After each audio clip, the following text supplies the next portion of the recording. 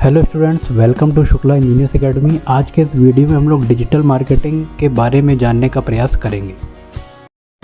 Hello students, हम start करते हैं e commerce and digital marketing की यूनिट नंबर 1। इसमें हम सबसे पहले बात करते हैं ई कॉमर्स हमारा होता क्या है। ई कॉमर्स का मतलब होता है इलेक्ट्रॉनिक कॉमर्स और इंटरनेट कॉमर्स के नाम से भी इसको जाना जाता है। ज़्यादातर हमने देखा है कि जो चीज़ें, जैसे अगर हम ऑनलाइन कोई भी ट्रांजैक्शन करते हैं या कोई चीज़ें ख़रीदते हैं तो वो जो पूरा एक हमारा सिस्टम बनता है वो हमारा ई कॉमर्स के अंतर्गत ही आता है। आगे बात करते हैं, जैसे यहाँ पर नेटवर्क लोगों की दूरी और समय की बाधा बिना व्यापार करने की अनुमति हमें देता है। तो आज की डेट में हमारा जितना भी चीज़ें हैं वो सारी हमारी इस पर ही डेवलप हैं।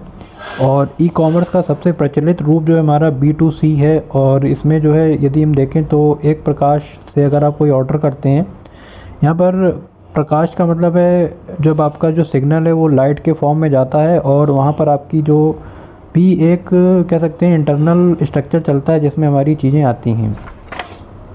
अब बात करते हैं एडवांटेजेस ऑफ ई कॉमर्स की। तो ये जो है ग्लोबल रीच होती है, चीप रेट पे होता है, इजी शॉपिंग होती है, अवेलेबिलिटी होती है और सबसे बड़ा जो इसका एडवांटेज है कि यहाँ पर आपको पर्सनल रिकमेंडेशन भी प्रोवाइड कराए जाते हैं।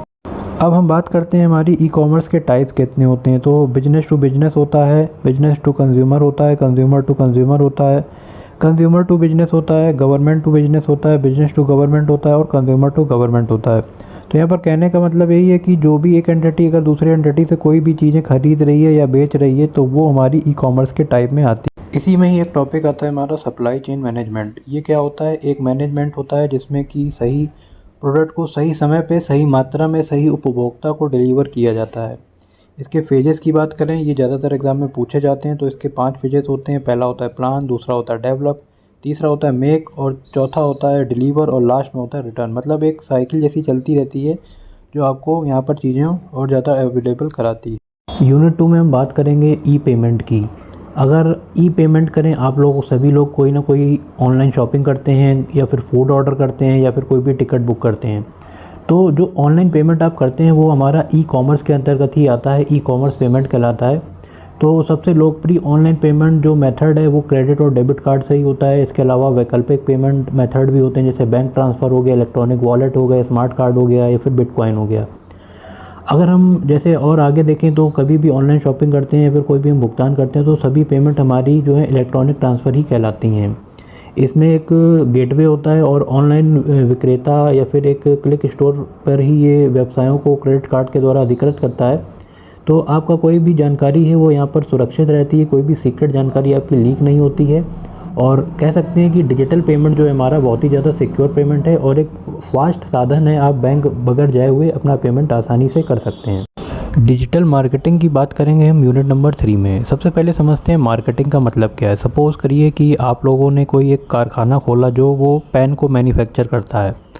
अब उसकी सेल बढ़ाने के लिए आप क्या करेंगे? बंदों को रखेंगे जो आपके पेन का प्रचार करेंगे कि पेन आपका कोई भी व्यक्ति क्यों ले।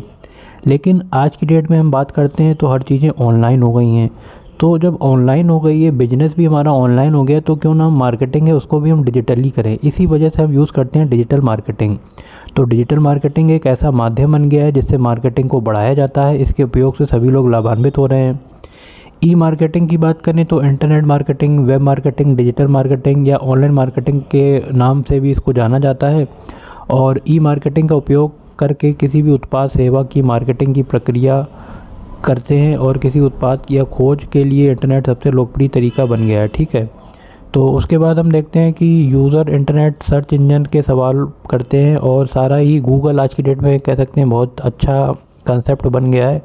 तो अगर हमें कोई भी अपनी चीज़ें सेट करनी है तो हम उसमें एसईओ लगाते हैं। एसईओ क्या होता है? हमारा सर्च इंजन ऑप्टिमाइजेशन होता है। गूगल एडवर्ड भी यूज़ किया जाता है जिसके माध्यम से हम अपना जो मार्केटिंग है, डिजिटल मार्केटिंग का प्रचार करते हैं। Search engine optimisation unit number 4 है। सबसे पहले हम ये जानते हैं कि ये होती क्या है। तो एक विशेष तकनीक है जो अपनी वेबसाइट को गूगल जैसे सर्च इंजन पर टॉप की रैंक दिलवाती है, जिससे आपकी साइट का ट्रैफिक इंक्रीज़ हो जाता है। यूनिट नंबर 5 है हमारी गूगल एडवर्ड। तो आसान भाषा में इसको हम समझें तो ये क्या होता है? गूगल एडवर्ड एक ऑनलाइन एडवर्टीज़मेंट करता है, एक सर्विस है जिसके जरिए जो हमारे ब्लॉगर होते हैं वो अपने प्रोडक्ट को या सर्विस को एड्स के माध्यम से लोगों तक पहुंचा सकते हैं और बिजनेस को ये बहुत ज़्यादा बढ़ावा देता है।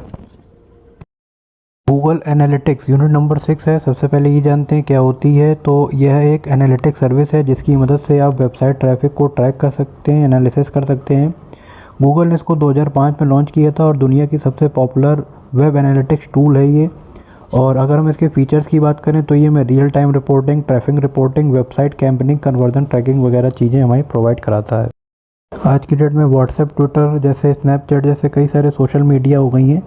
इन्हीं पर अगर हम कोई भी ऑनलाइन अर्निंग करने के तरीके जानें तो इसमें सोशल मीडिया मार्केटिंग कहलाती है, जिसके बारे में हम जानते भी हैं और एड्स के माध्यम से भी हम इनका यूज़ कर सकते हैं।